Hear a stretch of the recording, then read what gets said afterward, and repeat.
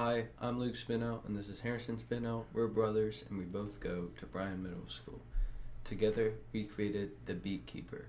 So our app does three things. It tells you what weather you have and if you should inspect or not. It tells you how much honey you have in pounds. And it tells you questions and answers on what to do. It needs to be a certain weather for us to be able to inspect. So in this app, you take your zip code and you can look and see if it is good, not good, or risky to inspect on that given day. Here in Bryan, it says that it's risky, it's sunny, there's no rain, it's the right temperature, but it's just a little too windy. So it might be a little risky for you to inspect. But could also take a zip code from San Antonio, Texas,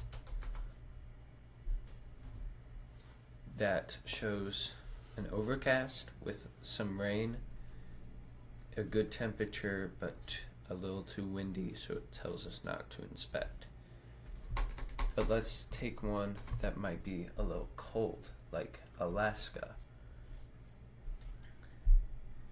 This zip code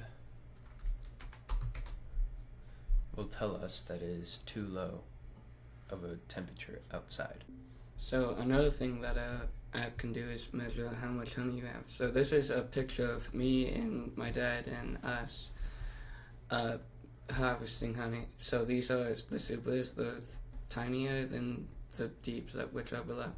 So what our app can do is you can put in the amount of, let's say, supers. Let's say I have 2 supers, and for deeps, it will estimate how much honey we have in pounds, like this.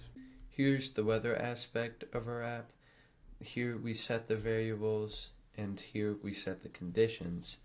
And with our main function, fetch weather, we set these functions that will take weather from the zip code and will tell us if it is good or bad or in the middle.